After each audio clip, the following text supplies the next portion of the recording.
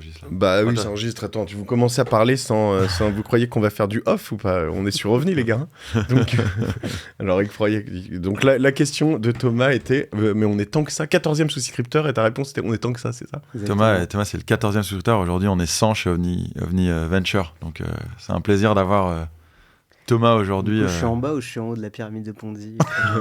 Ouf. Ça, on coupera au montage. Écoute, a priori, t'es plutôt en haut, c'est bon signe. C'est bon signe. Alors, non, ouais, c'est vrai que ce qui est assez drôle, vous êtes déjà vu ou pas? Non, c'est jamais Ok. Première fois. Donc, c'est la première fois qu'on se voit, mais ça, moi, à chaque fois, c'est la première fois que je vois chaque invité de ce show sur OVNI. Mais même Arnaud, tu l'as jamais rencontré en vrai, c'est ça? Eh ben non, on s'est toujours loupé. Donc, on est sorti d'une séquence post-Covid. Ensuite, moi, j'ai eu des enfants, donc les soirées d'Arnaud, elles avaient l'air sympas, mais moi, je biberonnais du coup. Donc, j'ai pas eu encore l'occasion de rencontrer Arnaud, mais ça va se faire là, dans les semaines à venir. Donc, le truc quand même assez drôle, c'est que tu n'as jamais rencontré Arnaud, tu n'as jamais rencontré Augustin, tu ne m'as jamais rencontré. T'es le 14e souscripteur d'OVNI, donc tu as investi dans OVNI, qui est le premier fonds dans lequel tu investis, c'est ça? Exactement. Avant même qu'Augustin ne rentre dans OVNI, donc un an avant que j'y rentre aussi. Donc t'es un plus ancien que nous dans OVNI, finalement. C'est ça. Ce qui est assez drôle. Donc déjà, merci, c'est cool. Et puis on va vraiment se découvrir en direct. C'est ce qui est bien dans ce petit show ici. Donc voilà, si vous êtes nouveau, il y en a plein d'autres. Donc on a tourné quelques-uns avec Augustin, avec Arnaud, sans moi, chacun de son côté. Et l'idée, c'est un peu de découvrir des parcours et puis pourquoi on investit dans OVNI, pourquoi découvrir ce qui se passe dans un fonds d'investissement. Moi, je découvre que c'est un truc aussi d'entrepreneur. Finalement, je voyais pas tant que ça le côté LPs, le côté collect, et puis après investissement. J'ai pas encore découvert le côté des investissements d'ailleurs, mais voilà, on me parlait ce matin. Hein, ça viendra. Ça viendra, on a un peu le temps. Ouais. On a un peu le temps. Je parlais ce matin avec Audrey de Believe. Tu sais, Believe, il y a eu une sortie là récemment. Ouais. Et Audrey Soussan. Ah, de Ventec. De Ventec, qui me racontait. Qui est chez nous également. Tu les connais, ouais. Exactement. Bien sûr. Voilà, je croise Audrey, on t'embrasse Audrey, qui est à l'école tous les matins, donc je la croise. Elle a sa fille dans la même, Chloé, qui est dans la même classe que mon petit Jules. Il y a Nicolas aussi de Motier qui est. Ouais, l'école. En fait, c'est l'école des Vici, quoi. Exactement. Et donc voilà, j'arbore ma casquette ovni.vici. Bon, revenons au sujet du jour. Donc Thomas Grange, toi, t'es le cofondateur de Botify, qui a un énorme succès, en tout cas au moins Vici déjà, mais quand même aussi qui a une street cred de ouf dans la tech française. Et avant, t'as cofondé aussi Ulule. Ulule, ça date quoi, de 2010, 2012? 2010, ouais. Ah, je suis pas mal, hein, je l'ai sans note, mais je savais. En fait, on a monté Ulule et Botify en même temps. Ah bon? Ouais. Ok. En fait, donc Alex et moi, mon associé, on a quitté Lagardère. Je pourrais vous raconter l'histoire d'avant, comment j'ai atterri chez Doctissimo et Lagardère.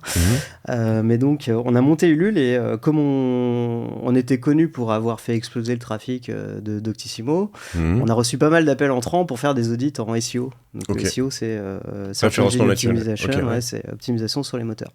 Donc, au final, pour financer Ulule, au début, on a fait beaucoup d'audits SEO. Et puis on pensait que ce serait que temporaire. Et puis j'ai commencé à développer quelques outils pour automatiser tout ce qu'on faisait, pour que ça nous prenne moins de temps. Et c'est là qu'est né Botify. Et en fait, on s'est dit potentiellement il y a un truc à faire. Donc on s'est retrouvé avec deux activités qui n'avaient rien à voir. Donc en 2011-2012, on a splitté Ulule et Botify pour en faire deux boîtes distinctes. Ok. Alex s'est mis à 100% sur Ulule et moi je me suis mis à 100% sur Botify. Donc vous êtes tous les deux actionnaires de l'un de l'autre, quoi, actionnaires croisés. Ouais. Juste pour rentrer un tout petit peu dans ce détail-là, l'audit SEO, tel que je le comprends, c'est qu'en fait, généralement, tu vas aller regarder... Alors, des trucs comme SEMrush, on dit, c'est ça c'est un peu concurrent de Botify ou pas, ou c'est un truc qui te permet... Ce que tu vas chercher, c'est de dire, OK, comment je suis ranké sur tel et tel et tel mot-clé, c'est ça donc, je sais pas, moi, j'ai... Alvo, à côté, on cherche à être ranké super bien sur vendre une entreprise, acheter une entreprise, vendre une entreprise ou acheter une entreprise à 1 euro, ou je sais pas, on a plein de mots-clés comme ça. Et puis on va essayer de voir dans les pages si elles sont bien des, comment t'appelles ça, des liens, des liens croisés, enfin voilà, si elles sont bien faites au niveau des balises ou des choses comme ça, sans rentrer dans la technique. Mais donc c'est analyser tout ça, et toutes les semaines tu reçois un brief qui te dit ça c'est bien fait, ça c'est mal fait, t'as progressé là-dessus.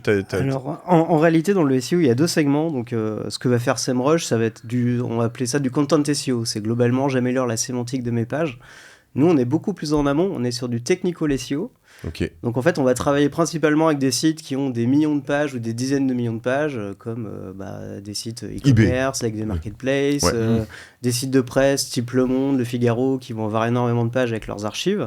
Et en fait on se rend compte depuis 20 ans, et c'est toujours le cas, que les robots d'exploration des moteurs comme Googlebot ou Bingbot ont du mal à indexer l'intégralité des pages de nos clients. Encore aujourd'hui, et c'est de plus en plus complexe parce que les sites web bougent vers des technos type JavaScript. Enfin, les sites web maintenant c'est des web apps, c'est plus des pages HTML à l'ancienne. Et donc nous, ce qu'on essaye de comprendre, c'est comment les robots d'exploration vont aller explorer les sites web et faire en sorte que sur un catalogue produit, ils en voient un maximum. Aujourd'hui encore, on se rend compte sur même des sites très connus, Google voit entre 50 et 70% des pages web importantes. Donc on fait en sorte d'analyser pour comprendre où est-ce que Google s'engouffre, ou à l'inverse où est-ce qu'il ne s'engouffre pas, et trouver les opportunités. Une fois que Google, que le robot les a explorés, là on peut commencer à optimiser la sémantique, améliorer les textes, rajouter du contenu. Et Google n'essaye pas de s'améliorer aussi? Il y a un travail à la fois, les deux essayent de se rencontrer? Mais Google... C'est de pire en pire. C'est de pire en pire. Pourquoi? Parce que... de pire en pire, c'est que les sites sont de plus en plus complexes. Donc avant, prendre une page web pour un robot, ça prenait quelques centaines de millisecondes. Maintenant, il faut carrément instancier un navigateur pour aller rendre la page web. Parce que maintenant, une page web, c'est du code JavaScript, en fait. Donc il faut exécuter le code, appeler des dizaines d'API pour aller récupérer le prix du produit, la description, les recommandations. En fait, elle existe plus vraiment en dur, c'est ce que tu dis. C'est-à-dire que la page web, elle se crée quand tu cliques. C'est une page qui est dynamique. Donc je vais prendre un exemple pour être très concret. Tu me dis si j'ai bien compris. Je vais prendre un exemple d'une page produit sur VP. Je clique dessus, en fait... les images peuvent changer ou des adresses peuvent changer parce qu'en fait finalement l'endroit où je peux trouver ce produit est plus en fonction de ma zone géographique est plus proche, plus loin. Alors peut-être pas le cas sur VP. Le prix va être dynamique parce que selon les prix sur d'autres plateformes, en fait le prix va changer à la seconde près ou à la minute près. Et donc en fait les robots qui crawlent, qui passent là-dessus, ils ont plus forcément une image à un instant T de tout ça. Donc toi, tu essayes de la graver dans le marbre, cette image, c'est ça ou... Nous, ce qu'on essaye de faire, alors on a plein de technos différentes. Déjà, on essaye de faire en sorte que les pages web de nos clients soient rendues le plus vite possible. Donc on passe de pages web qui mettent 4-5 secondes à être rendues à moins de 300 millisecondes. D'accord. Comme ça, Google va pouvoir aller en aspirer beaucoup plus sur un temps donné. Et ensuite, on va aussi essayer d'améliorer les liens qui sortent de ces pages-là pour faire en sorte que Google s'engouffre plus facilement dans les liens vers les pages web les plus importantes, celles qui vont générer le plus de chiffre d'affaires, etc., etc. D'accord. Super intéressant parce qu'en effet, j'imagine, j'avais jamais compris ça, Google, j'avais compris que Google donnait une prime à ceux qui avaient des pages qui se chargeaient vite. Alors tu dis c'est normal pour une question d'expérience. Pour les utilisateurs, en tout cas, ouais. Pour les robots, c'est un peu différent, parce que Google va pas exécuter les mêmes choses que ce que les utilisateurs finaux vont voir, donc c'est pas forcément les mêmes critères. Mais pour des sites qui ont des millions de pages, en tout cas, l'objectif, c'est vraiment d'en donner un maximum en un minimum de temps pour que les moteurs puissent ensuite indexer toutes ces nouvelles pages. Extra. Juste, pit stop, ça, il est pas connecté, hein. Ok, mais ça enregistre. Non, mais c'est pas grave. Ça fait partie des trucs techniques. Mais moi, je pense qu'il faut pas couper ça. On a un... Parce qu'à chaque fois, Arnaud me dit il y a 2 fichiers sur chaque, donc normalement, je sais. Il y en a un autre connecté, tu vois. Le Orso Media, il est là-bas. Je pense que c'est bon. Je pense que c'est bon. Ouais. Ok, voilà. Non, mais normalement, ça devrait pas mettre rec s'il n'y a pas de... D'accord, je te dis juste. Bon, sinon, Thomas, tu reviendras. Bon, tu mets le doute. Non, mais c'est bon. Il y en a un branché ici, un branché là. Il y en a 2. Okay. Voilà. C'est bon. La magie du bootstrap.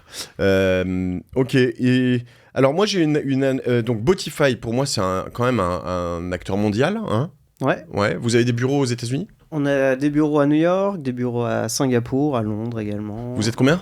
On est 270 à peu près. Vous avez levé combien? On a levé autour de 80 millions au total. C'est ce que j'avais en tête. À un moment, je me suis dit, je vais me tromper, c'est la Valo, 80 millions. Mais non, la Valo, elle est quoi, du coup, 300, 400? Quelque chose comme ça. Autour de 300. Ok. Pas mal, dis donc. Alors, quand tu regardes tout ça, acteur mondial, c'est qui vos concurrents au niveau monde? On n'a pas réellement de concurrents exactement sur la même stack. On a plutôt des concurrents justement sur plutôt le content SEO. Ok. Donc les concurrents, ça va plutôt être des Bright Edge, Conductor. Et à partir de sont assez peu présents en Europe pour le coup. À partir de quelle taille tu utilises Botify?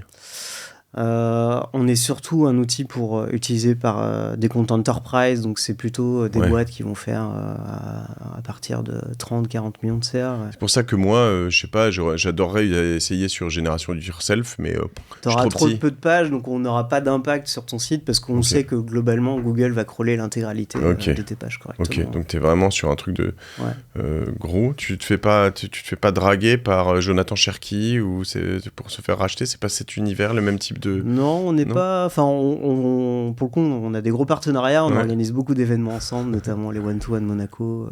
Tu y es, toi, One-to-One? Non, moi, non, pas spécialement. Okay. C'est les sales. Toi, t'es pas du tout côté sales. Hein. Moi, je suis tech. Ouais. T'es tech, ok. Ouais. Et t'es toujours sur le produit à fond, là? Ouais. T'as combien d'ingés là-dessus? On est 70 personnes entre ingé et produit, ouais. Ok. T'as reçu, tiens, pour être directement de chez OVNI, des dossiers où on te demandait de regarder si c'était bien ou pas bien déjà, ou pas encore? Pas encore. Pas encore. Arnaud m'a dit qu'il fallait que je m'implique plus. Bah si t'envoies pas de dossier, Arnaud, il va falloir... Non, mais parce que c'est aussi, pour moi, vraiment la beauté de tout ça, quoi. C'est d'avoir des experts comme toi sur plein d'univers qui permet de... Voilà, moi je suis un très gros fan de SEO, j'adore, mais je connais pas tant la partie technique, je suis plus sur la partie contenu, mais j'adore remonter sur des occurrences. Voilà, hier on a fait un ou deux beaux coups, je te montrerai ça après sur Alvo notamment. Et en ce moment, j'ai trouvé un edge assez intéressant qui est le combo texte plus vidéo. Si tu sors des pages assez bien faites sur texte plus vidéo, en fait, tu remontes, mais super fort dans la page, donc alvo.market, et sur le snippet vidéo juste en dessous sur YouTube, en fait. Et donc, quand tu es sur du contenu de niche, comme nous, on sait produire de la vidéo, tu vois, on allume une caméra, on essaie de faire un zéro montage et de sortir le truc, en fait, ça marche très, très bien. Donc ça, c'est intéressant. L'analyse que j'ai avant de te laisser un peu la parole, peut-être, ou voilà, moi, tu sais que je suis là, s'il faut. Hein. En autopilote. C'est... que quand même, vous avez les mêmes parts avec Alex dans Ulule et Botify? Non, on a dû faire un switch à un moment donné parce que les actionnaires dormants, quand on a dû faire des levées de fonds, justement, c'était pas simple. Donc, Parce que Ulule est un succès phénoménal quand même, mais j'ai quand même l'impression que c'est asymétrique. Ulule n'a pas levé 80 millions et voilà. Et en plus, peut-être que je vois que Ulule a eu un gros succès plus tôt, alors que vous, c'est venu plus graduellement. J'ai tort? Oui, Botify, effectivement, ça a quand même fait une exponentielle. Ulule, on a eu quelques années, à partir de 2015, on a commencé à bien... Au départ, Ulule était plutôt positionné culture. Ouais. On avait beaucoup de projets, musique, cinéma. Et puis petit à petit, ça s'est transformé en usine à projets entrepreneuriaux. Ouais. Donc on a eu des projets comme la Luni qui sont arrivés, plein de jeux de société, enfin... On a commencé à avoir finalement une tendance qu'on n'avait pas forcément prévue au départ. Autour de la culture, toujours. Hein. L'Uni et jeux de société, c'est ce que tu dis. Bien sûr, ouais. Mais c'est vrai que de plus en plus, on a des gens qui veulent ouvrir leur librairie. Avec ton associé, vous étiez 2 profils tech? Non, Alex, c'était plutôt, on va dire, pour gérer la vision, la structure de la boîte. Moi, j'étais côté tech. Et donc, d'où le split un peu naturel entre vous deux. Lui qui disait, tiens, moi, je vois un peu plus la vision d'un Ulule que je peux peut-être mieux comprendre. Même si... Et toi qui étais plus, tiens, à Botify, on va vraiment créer une techno.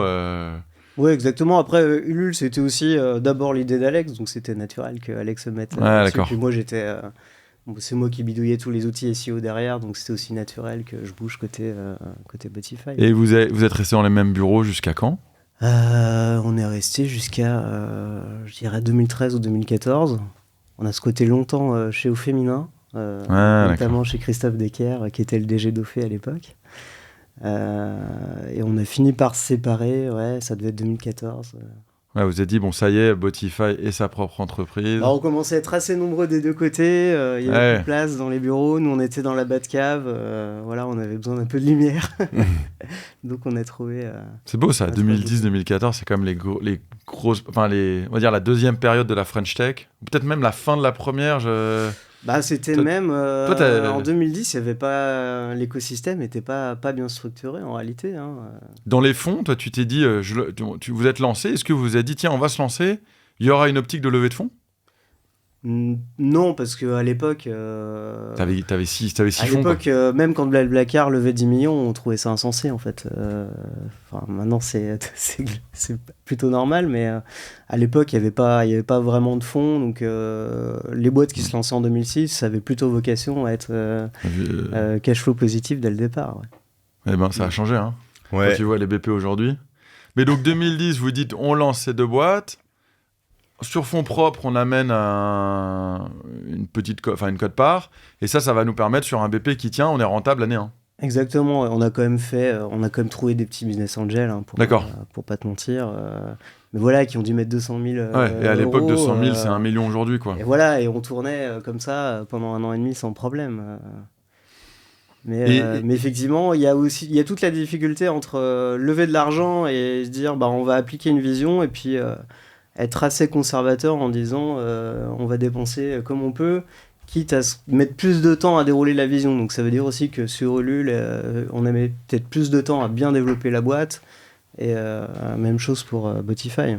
Et donc 2010, vous êtes tous les deux. 2011, vous vous séparez, enfin vous pilotez vos propres projets. Exactement. Et est-ce que tous les deux, vous avez dit, c'était quand même sympa d'être à deux. Maintenant qu'on est sur un projet, j'aimerais bien trouver un nouvel associé. Ouais. Et donc, vous avez réfléchi tous les deux à rajouter des associés dans vos structures? Exactement, ouais. Alors, en fait, il se trouvait qu'on avait rencontré, lorsque j'étais chez Doctissimo, Adrien Ménard, donc, qui est maintenant le CEO de Botify, et qui était accompagné de son ami Arnaud Burgot, qui est devenu le patron d'Ulule. C'est énorme. À l'époque, il voulait monter un décathlon en ligne, en fait.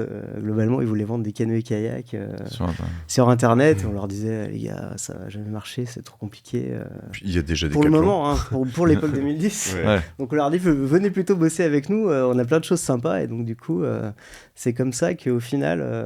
Et les deux sont venus en mode, on va travailler dans les bureaux, on verra un peu qui va nous attirer. Ouais, exactement. Donc, comme il y avait une seule boîte, ils sont devenus, on les a embauchés sur la boîte, on leur a filé des il y avait qu'une seule boîte. Il y avait qu'une seule boîte. En fait, la structure Botify, la structure Ulule était une structure qui facturait.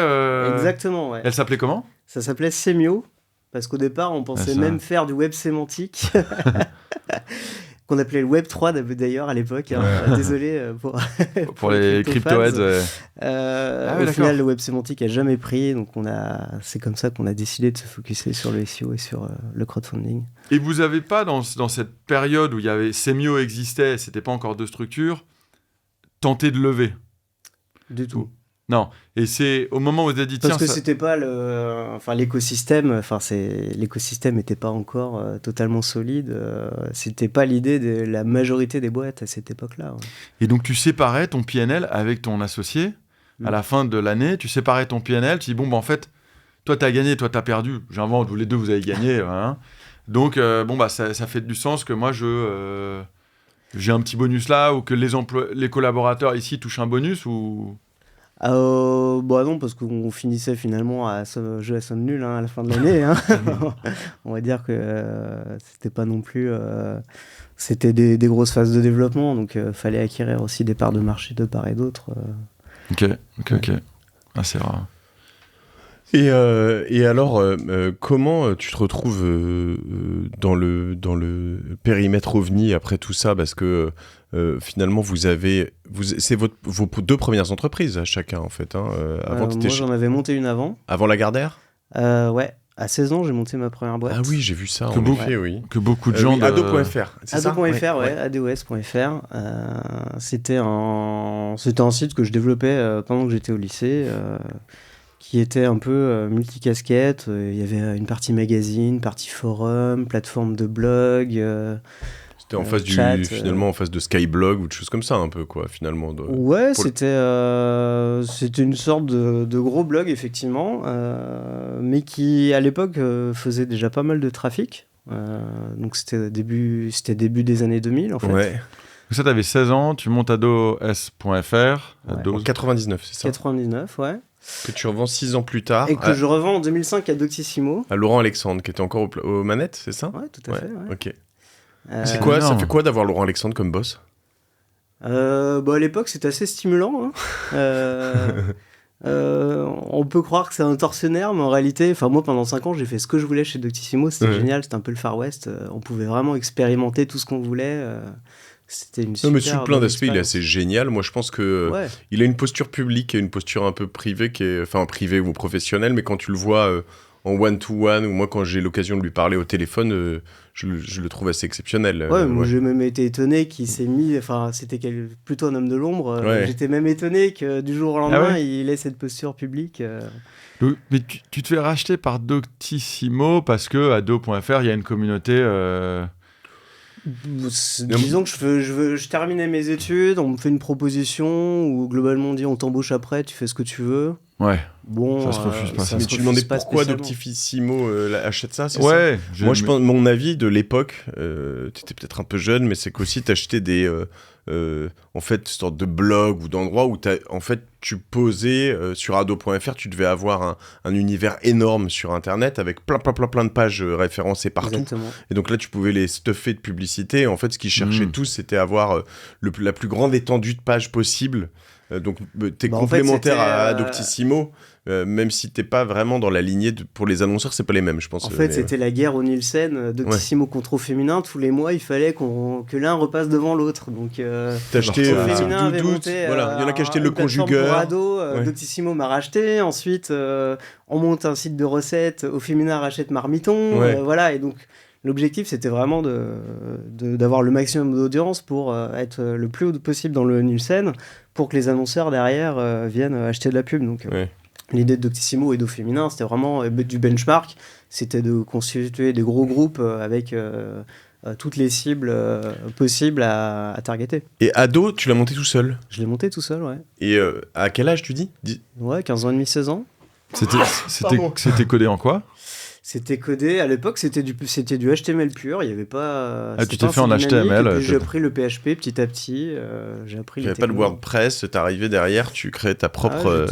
J'ai tout monté from scratch, ouais. Et donc ça, tu l'as fait grossir tout seul, t'as fini tes études en parallèle? Exactement, ouais. Ok. Ouais, j'avais une boîte... T'avais des commerciaux? Comment tu vendais tes... En fait, ça a commencé où ma mère reçoit un coup de fil d'un annonceur qui dit qu'il veut annoncer sur son site. Ma mère se demande ce qui se passe. Et du coup, ma mère est coiffeuse. Elle venait de racheter le salon à son ancienne patronne. Et son avocat était justement spécialiste en droit du web. Lui, il avait un site web sur lequel il avait scanné... toutes les étiquettes d'eau du monde possibles. Il y a des gens chelous. Mais grâce à lui, mine de rien, il m'a dit écoute, à l'époque, pour avoir un .fr, un nom de domaine, il fallait avoir une entreprise. Donc il m'a dit on va monter une SARL de presse, parce qu'à l'époque, pareil, sur le droit des entreprises, on ne pouvait pas monter une boîte avec moins de 50 000 balles. Donc une SARL de presse permettait d'avoir un capital très restreint. Donc on a monté la SARL de presse. On a pu déposer le nom de domaine ado.fr et puis j'ai pu commencer à signer avec des régies publicitaires pour afficher la pub que te vendaient eux-mêmes et puis c'était fait automatiquement. Toi, c'était pas automatique à l'époque encore. C'était les régies qui allaient. Il n'y avait pas de programmatique. Oui, non, quand je dis alors, mais c'est elle qui. Toi, t'avais rien à faire. C'est elle qui t'avais les espaces et les emplacements qui étaient pour eux, les bannières là. Il y avait quand même des logiciels. Les méga banners, tu vois les trucs. Exactement. Ok, et ça se revend bien un business comme ça? Non, à l'époque, je l'ai revendu 80 000 euros. Donc, pour moi, c'est énorme. C'est énorme. T'as 25 ans, mais ouais. Voilà, 80 000 euros plus un job. Ouais, à 21 ans. En revanche, t'avais pas de part dans le. Je venais de ma petite province, je montais à Paris. T'avais pas de part dans la holding, enfin dans Doctissimo après? Parce que quand ça a été revendu... J'ai mal géré mon coup, ouais. mais j'aurais pu. Oui, parce qu'à la fois 80 000 euros, c'est énorme pour toi, mais je pense que c'est plutôt un bon coup pour eux, peut-être, non? Je me connais pas l'étendue du truc. Moi, non je l'ai vu comme une super expérience, honnêtement, où on a pu, on a découvert nombre de choses. Non, donc l'argent d'OVNI vient pas de la revente d'ado.fr. Du tout. Non. c'est ma question. C'est génial donc, de se faire acheter à 21 ans et même 80 000 euros. Mais nous, quand on voit les entrepreneurs, tu vois tout de suite la différence de maturité, en tout cas, d'expérience entre celui qui a déjà vécu ça. Celui qui l'a pas encore vécu, quoi. Et je pense que le taux d'échec, tu sais, dans les first-time entrepreneurs, c'est surtout de 23 ans, 24 ans, c'est le plus haut possible. Donc je pense que ça a dû être, en effet, ça a dû être fabuleux, enrichissant. T'as vraiment vécu 99, 2005, tu l'as vendu. Ouais. Ensuite, tu travaillais chez eux, tu t'es remis un peu en salarié et t'es reparti tout de suite en entrepreneuriat, quoi. Ouais, pendant 5 ans, alors on a fait... On en a profité pour développer énormément de choses. Donc, quand je suis arrivé chez Doctissimo, on s'est mis en tête qu'on allait développer des web radios, typiquement. Donc, toutes les nuits, on scannait des centaines de CD pour les mettre en ligne. Il a fallu apprendre aussi des technos, parce qu'à l'époque, même pour diffuser des flux en streaming, il n'y avait pas grand-chose en open source. On a dû bidouiller des logiciels pour être capable de lancer des dizaines de web radios. Il y en avait même qui étaient interactifs pour l'époque, où tu pouvais cliquer pour voter sur le titre suivant. Il n'y avait pas Deezer, il n'y avait pas Spotify, c'était les débuts de YouTube. Enfin, on a vraiment pu s'amuser vraiment avec 3 fois rien. C'est un truc de ouf parce que moi, je développais, alors je suis pas dev moi, mais on développait avec CitizenSide, une plateforme que j'avais à l'époque, des trucs où tu te rends plus compte, mais on développait des players, quoi. Il fallait savoir faire l'infra derrière pour héberger les vidéos, le player pour lire la vidéo. Tu faisais ça en même temps que Dailymotion, YouTube. Il y avait des trucs vaguement en ligne, il y avait des experts, mais ils étaient 100 dans le monde. Enfin, c'était vraiment quand même un truc de ouf, quoi. Tu vois, aujourd'hui, en fait, tu fais que assembler des trucs comme ça. Alors, la différence, c'est que à l'époque, ça te coûtait 2 ans de boulot pour faire un truc comme ça. Aujourd'hui, ça te coûte cher quand même, hein, parce que t'empiles les services. Mais c'est quand même vraiment devenu un autre monde, quoi. C'est intéressant. Tu peux monter des boîtes plus rapidement. Ouais. Plus facilement, je pense. C'est bien, en fait, ça level un peu le game entre tous les entrepreneurs. Ouais, tout à fait. Et donc, les meilleurs entrepreneurs sortent un peu du lot, non pas parce qu'ils ont eu plus d'argent au début, mais parce que quelqu'un peut monter un magasin depuis sa chambre en Roumanie, chambre d'étudiant en Roumanie, quoi. Bon. Ouais, un média, il y en a, là je vois ces mecs, alors j'arrive pas à voir à quel point c'est vrai, pas vrai, sur Insta, TikTok, ces mecs qui font des chaînes, en fait, ils vont chercher des gros carrefours d'audience. Taylor Swift, et puis ils screenent un peu les news, par exemple, et puis dès qu'ils voient un truc qui passe, qui cartonne sur Taylor Swift, ils savent qu'il y a beaucoup de gens qui vont chercher sur YouTube, et ils essayent d'être le premier à poster des vidéos sur la dernière actualité de Taylor Swift, avec vidéo, texte, quelques images, mais en fait ils parlent du contenu, et ils font en fait des millions de vues sur ce truc-là, et par vidéo, ils peuvent gagner 2-3 000 $, alors quand ça se passe bien, j'imagine, et donc ils se battent les uns les autres à essayer de récupérer des bouts de notoriété de plein de trucs, quoi. C'est vous assez, devez avoir assez des fou. clients avec Botify qui font un peu grâce à des LLM, qui font des espèces de vidéos autogénérées par rapport à... Et ensuite, tout l'enjeu, c'est de savoir où les placer. Ouais, certainement. C'est un peu plus en dehors du SEO, mais c'est un peu en dehors, sur le canal marketing, ça se voit de plus. Ouais, c'est un peu plus en dehors du SEO. C'est plus SIM ou non, SEA, non. SMO. SMO, ouais. Social Media Optimization. Moi, on peut revenir juste sur un point qui m'intrigue en tant qu'investisseur, la monostructure. Et en fait, à quel moment vous vous dites qu'il faut séparer les structures, en fait? Tu me dis que c'est pas les fonds qui t'ont déclenché ça. Qu'est-ce qui a déclenché? Est-ce que c'est le juste de déménager, en fait? Aujourd'hui, moi, je vois 2 entrepreneurs qui me disent on a 2 business différents, je me dis ils sont fous. Mais parce qu'on est en 2023 et que le métier, c'est... Ouais, mais c'était fou, positif, c'était déjà le cas. Effectivement, quand tu vas voir des gens, tu discutes et tu dis que tu as une structure qui fait du SEO, une autre qui fait du crowdfunding. Bon, tu vois tout de suite que ça tique un peu. Donc voilà, ça semblait assez naturel finalement de splitter en 2.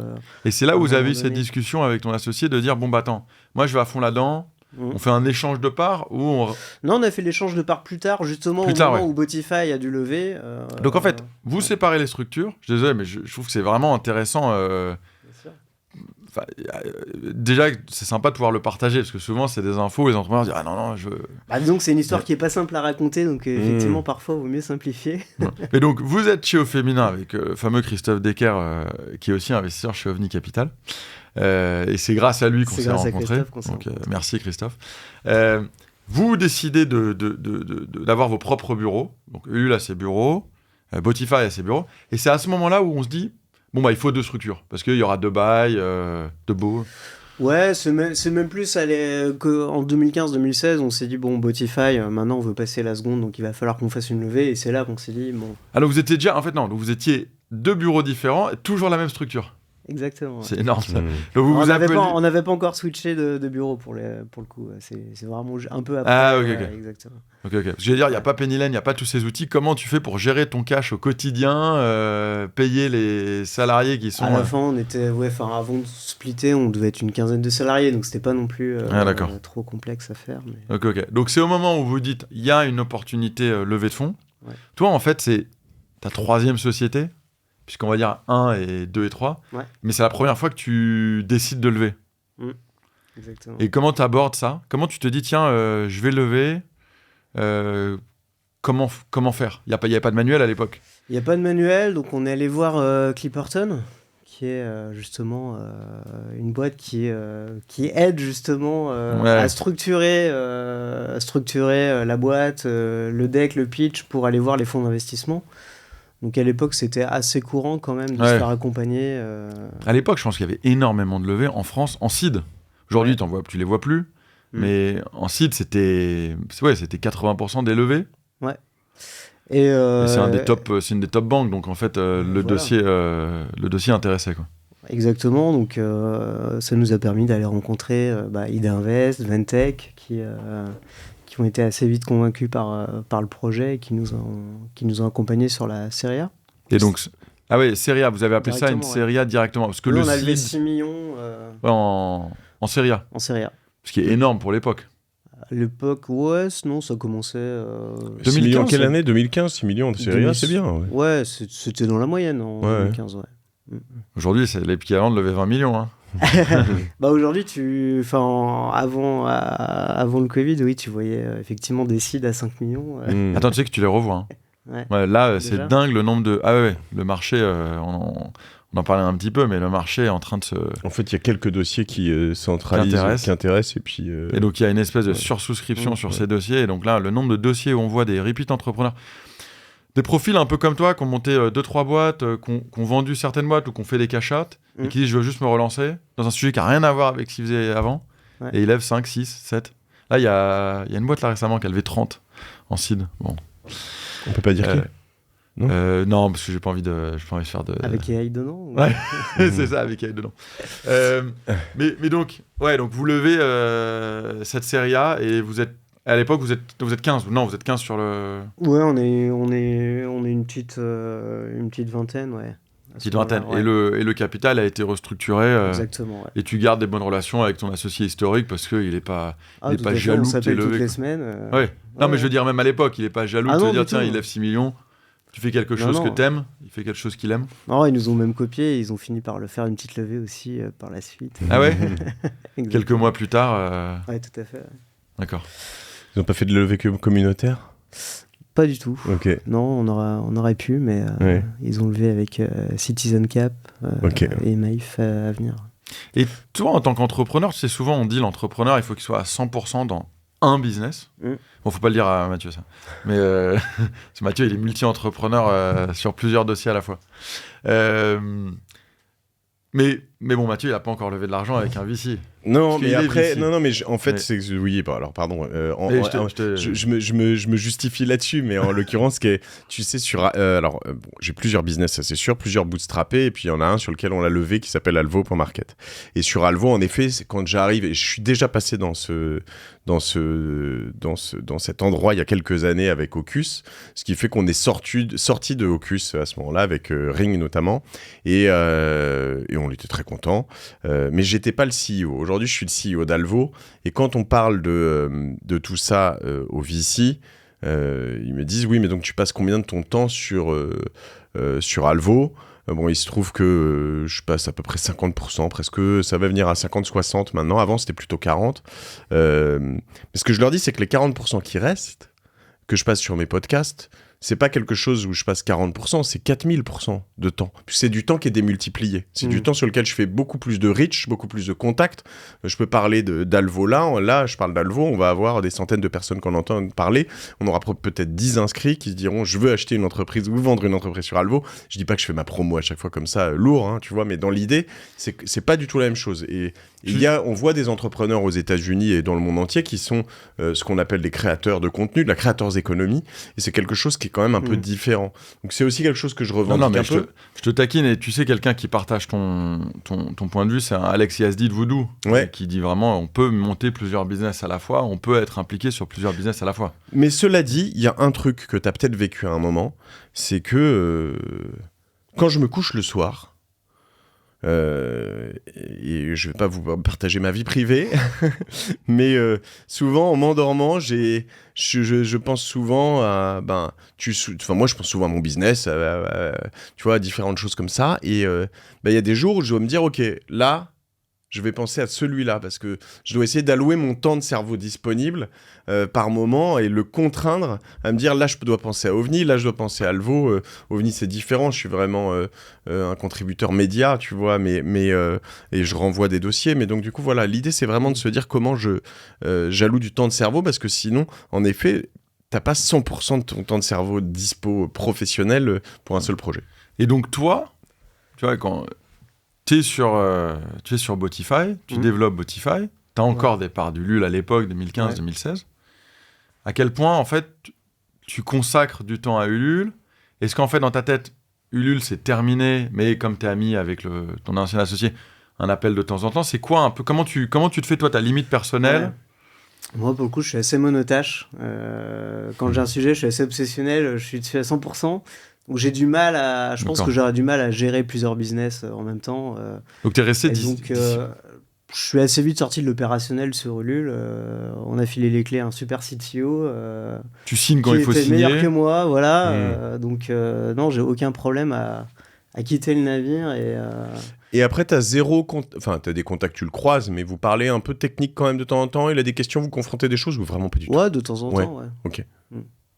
Ils ont Botify gratuit ou pas Ils ont Botify gratuit. C'est même notre site de démo pour nos clients. Attention, hein, c'est peut-être un abus de bien social, je sais pas.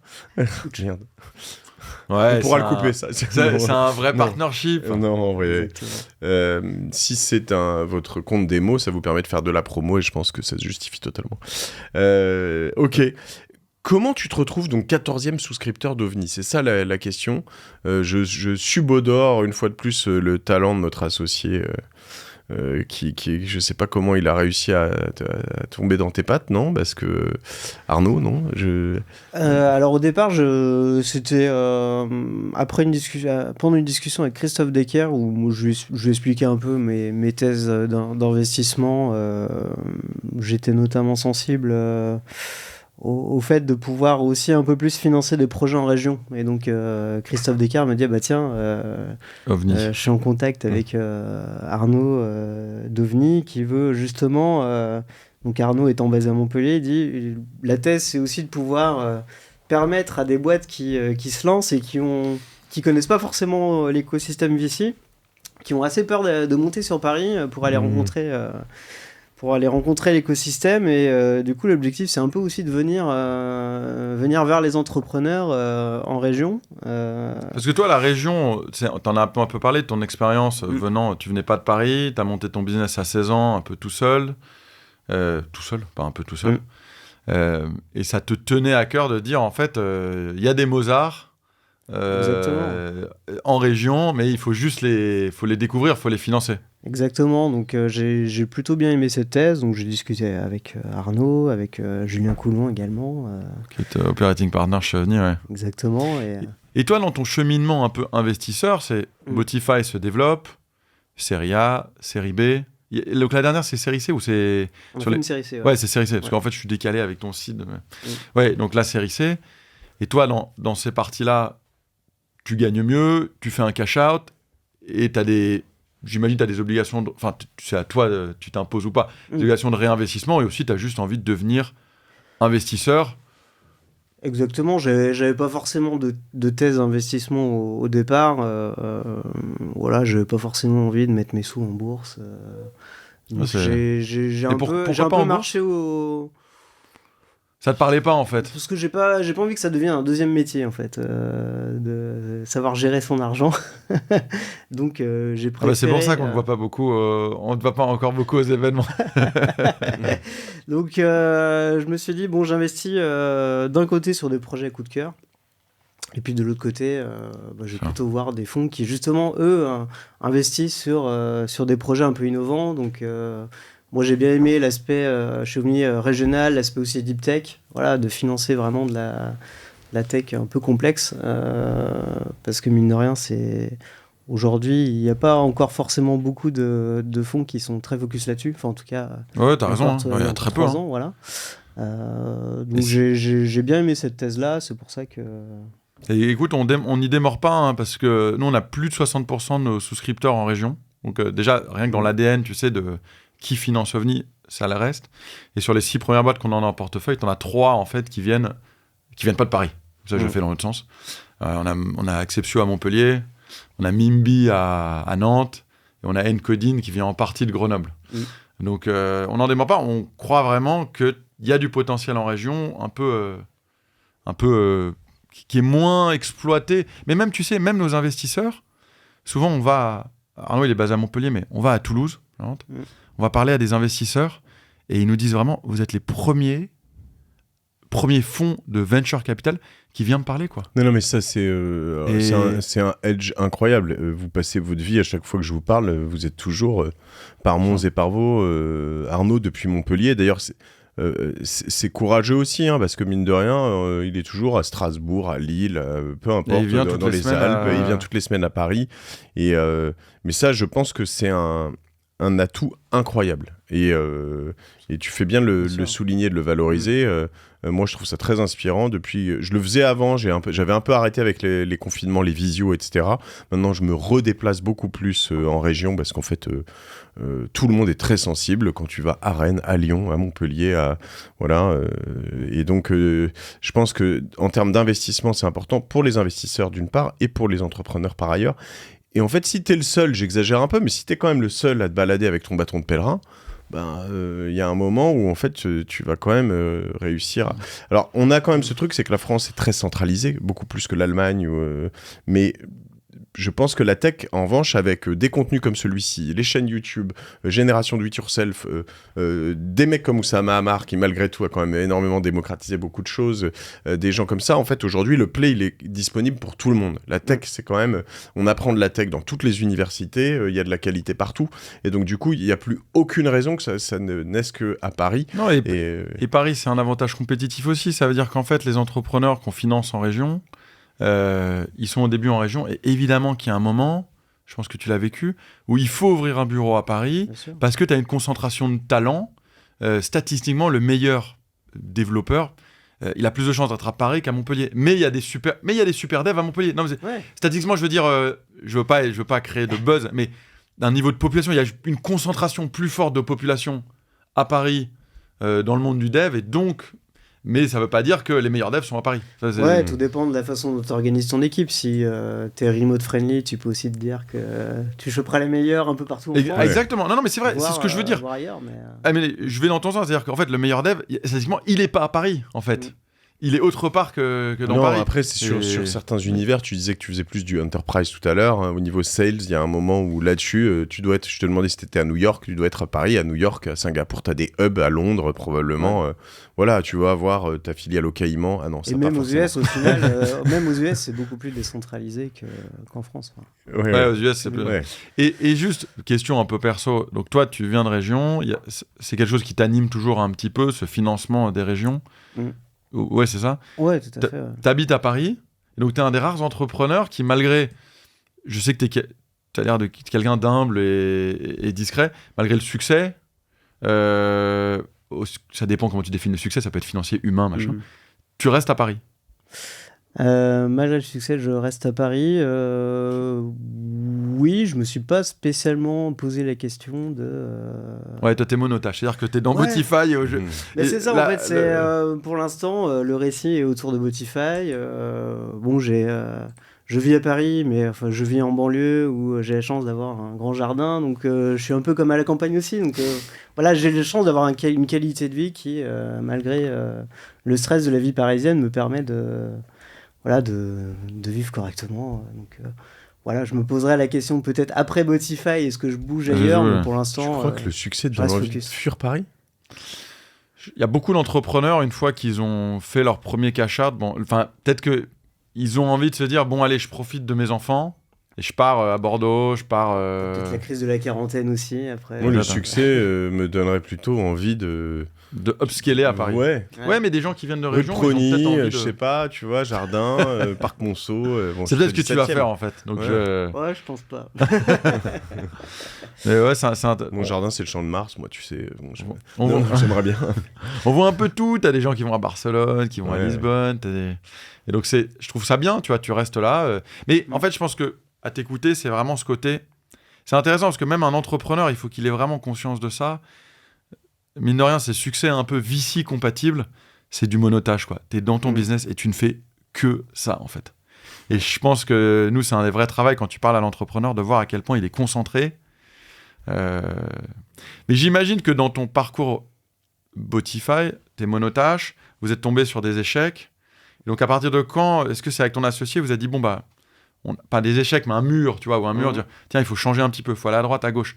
En fait, comment tu fais pour pas être trop monotache et attendre trop tard avant de pivoter ou avant d'évoluer un peu le produit? Alors, on a été assez bon là-dessus. Donc, quand on a lancé Botify, moi j'étais CTO.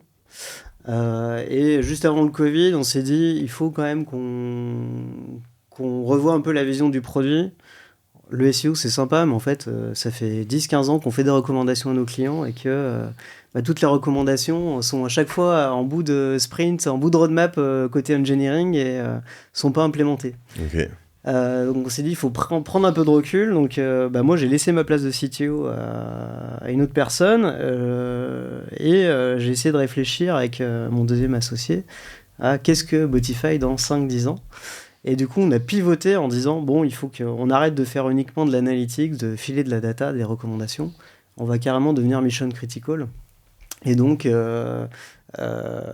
donc t'étais plus CTO, t'es devenu quoi? Je suis devenu officiellement CIO, mais même en réalité, je me fous un peu du titre. CIO, c'est quoi je le suis I? Responsable de l'innovation. Ah, responsable de l'innovation. Chief Innovation Non, mais Officer. c'est un... ok. On a développé ce nouveau produit qui permettait aux clients, donc on se pluguait directement sur les serveurs de nos clients pour délivrer les pages au robot d'exploration à la place du client. Ouais. Et pour les délivrer vite et mieux.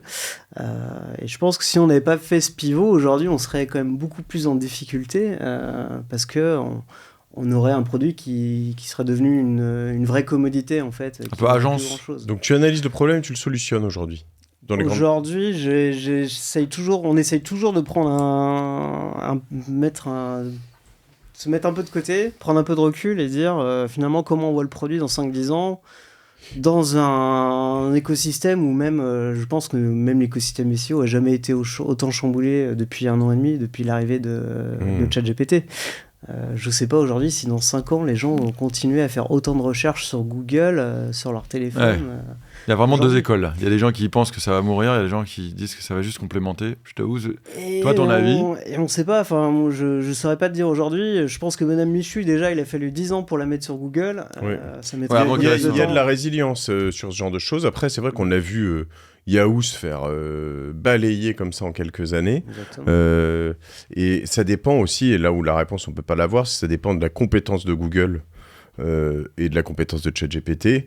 Quand tu vois en parallèle aussi un Microsoft, enfin moi j'ai éliminé Microsoft en 2008, je veux dire, voilà, et puis aujourd'hui ils ont jamais été c'est pas la boîte aussi à la gros, plus grosse capitalisation boursière. Devant Apple, je crois. Et beaucoup, ça fait longtemps qu'on bosse avec Bing, justement. Tu mentionnais Bing tout à l'heure, je me dis bon, il est sympa parce que c'est notre partenaire. Mais en réalité, Bing, on sait pas, dans 3-4 ans, peut-être que Bing... avec ChatGPT, aujourd'hui, quand vous posez des questions à ChatGPT et que quand GPT a besoin d'accéder au web, il utilise l'API de Bing, en réalité. Donc, OpenAI n'est pas du tout en train de rebuilder un index du web, c'est l'index de Microsoft derrière. Et nous, on a une relation assez privilégiée avec Bing, donc voilà, on essaye aussi de pivoter la boîte pour être vraiment au bon endroit au bon moment. Et ça implique vraiment de s'y préparer très en amont. Magistral, Microsoft. Ils sont capables de se gameler, mais tellement sur le smartphone et de renaître sur d'autres choses. Moi, je suis impressionné. Moi, j'ai peut-être une dernière question. Il faut qu'on wrap up après rapidement. Mais peut-être que c'est un peu séparé de ton business. Qu'est-ce que tu penses des... là, ça va vite, hein, ces innovations de GPT, Search. Donc, là, les 2 produits qui sont sortis coup sur coup, là, le Rabbit R1 et le Human AI Pin, qui en fait veulent remplacer Google ou veulent... Qu'est-ce que tu penses des produits ou encore une fois, c'est des... Bon, c'est des beaux gadgets, on va dire. Je suis pas persuadé que... Enfin, on va dire c'est comme le cycle avec la hype. Voilà, on est peut-être en montée là encore. Au final, tous ces gadgets, on peut faire la même chose sur les smartphones. On voit même des émulateurs du Rabbit sur l'iOS qui fait exactement la même chose. Un peu comme les... Mais je trouve ça très intelligent, typiquement, plutôt que de dire on va utiliser des API qui sont pas forcément ouvertes. En réalité, Rabbit, ce que fait Rabbit, finalement, c'est un émulateur de AI vers je simule des clics sur des sites web. Et ça, aujourd'hui, t'auras des personnes qui te diraient ça marchera jamais, c'est pas stable. Moi, je trouve ça plutôt smart, justement, de simuler tant que t'as pas des API assez ouvertes vers ces sites-là. Enfin, l'écosystème va se fabriquer petit à petit, mais... Et ça va avoir un impact sur le SEO. C'est du fake it until you make it, j'adore ça, moi. Pour ceux qui connaissent pas, je pense que vous avez peut-être vu la pub, hein, mais Rabbit R1 et Human AI Pin, 2 approches un peu... quand même assez différentes, mine de rien, de comment l'AI va remplacer ton téléphone et le search. Ouais, ce qui était présenté il y a... Ouais, c'est leur vision. Mais pour nous, ce qui est génial, c'est que de toute façon, l'AI a besoin de data. Et nous, notre objectif, c'est vraiment d'amener la data le plus vite possible vers ces systèmes-là, que sont les systèmes de Google, Microsoft, peut-être d'autres demain, Apple, on ne sait pas. Mais... Ce que vous avez créé avec Spotify et cette dernière évolution fait que le business est bien plus pérenne et au contraire a des chances d'être porteur, en tout cas, dans ce scénario-là. Exactement. Moi, j'ai 2 questions avant de te laisser rapidement. Pour nos LPs ou futurs LPs, pourquoi il faut investir dans OVNI ? Parce que c'est des jeunes gens talentueux qui justement vont aller voir les signaux faibles, aller rencontrer les entrepreneurs. Augustin me racontait encore qu'ils allaient dénicher sur LinkedIn les personnes qui quittaient leur boîte pour monter des nouveaux projets, aller les voir le plus tôt possible. Voilà, moi j'aime bien cette façon un peu de faire du growth hacking pour aller choper des opportunités. C'est assez peu commun aujourd'hui, on va dire. Et pour les entrepreneurs qui nous suivent, pourquoi il faut lever avec OVNI ? Pourquoi il faut lever alors, ce qui est intéressant, c'est que, justement, Augustin, tu as été entrepreneur. Arnaud, il a aussi, je te connais moins, Arnaud a une énergie de malade pour ensuite accompagner aussi les entrepreneurs pour préparer les rounds suivants, pour améliorer le business plan. Enfin, voilà, on voit qu'à la tâche, vous êtes une bonne équipe soudée qui est vraiment là pour accompagner les entrepreneurs. On est un super, en fait, je pense que on est un super business angel. Je pense que c'est une des manières, on a réussi à convaincre des entrepreneurs de nous laisser investir aux côtés de fonds à la Andreessen Horowitz. C'est que, en fait, le nom est moins connu, même si maintenant, il y a Mathieu Stéphanie dans la boucle. Mais on va être un super BA. En fait, on va apporter la structuration qu'un fonds peut apporter et l'énergie. Enfin, ça dépend des BA. Je ne sais pas à quel point vous êtes impliqué dans les boîtes dans lesquelles vous investissez. Mais on est le BA où toutes les semaines, les mecs nous appellent pour nous dire « Tiens, j'ai un problème avec ce recrutement. Ah, j'ai envie d'embaucher ça. Ah, tiens, j'aimerais donner un plan de BSPC. » Et on leur répond.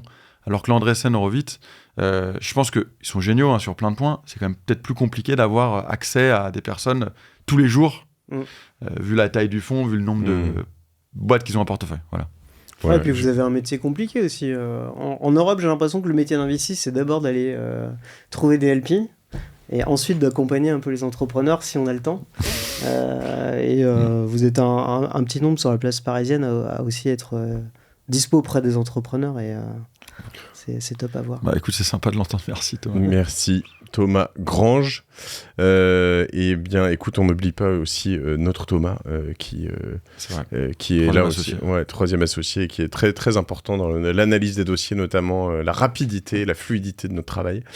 Thomas Grange, on te suit sur LinkedIn. Par exemple, et puis si on va sur Botify et puis vous venez avec le code OVNI, vous aurez un code promo, peut-être pas, mais allez-y en tout cas, essayez Botify. On a compris que c'était plutôt pour les grosses boîtes ou des boîtes qui ont beaucoup de un grand univers sémantique, peut-être, je sais pas si c'est la bonne manière de le dire. Grande variété de pages, voilà. Botify.com. Merci Augustin, merci Thomas, OVNI. Puis abonnez-vous sur cette chaîne sur YouTube, sur Spotify, sur Apple. Mettez des commentaires, partagez ce podcast auprès de personnes qui pourraient être intéressées. Voilà, un petit coup de promo à chacun. Ça nous fait toujours du bien. Et puis rejoignez-nous. On va bien se marrer dans cette aventure. Salut!